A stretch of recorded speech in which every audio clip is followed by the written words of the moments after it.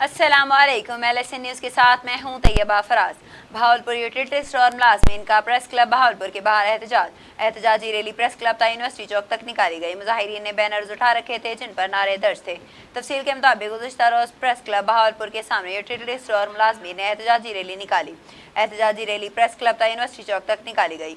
एहतजाजी rally से खिताब करते हुए मुजाहिरीन RM Chaudhry Yamin, area manager Asif Gul, media coordinator Safdar Khurshid, सुन्नी स्टोर इंचार्ज असगर, खालिद पीरजादा, मोहम्मद सिराज, साजिद पीरजादा, अली इरफान चट्टा और दीगर मुलाजमीन ने कहा कि हुकूमत अवाम को रिलीफ देने की बजाय यूटिलिटी स्टोर बंद कर उल्टा हमें नौकरियों से महरूम करके हमसे भी 2 वक्त का निवाला छीन रही है।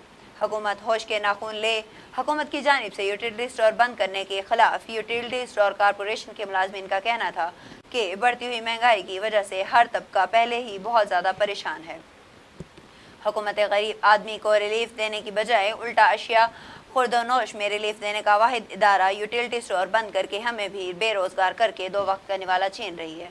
हुकूमत को चाहिए कि अपनी फजूल खर्चियाँ बंद करके इस इकदाम को वापस ले ले।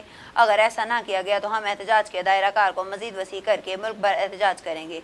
इन्होंने कहा कि हुकूमत यूटिलिटी स्टोर्स की बंदिश का फैसला फौरी तौर पर वापस ले।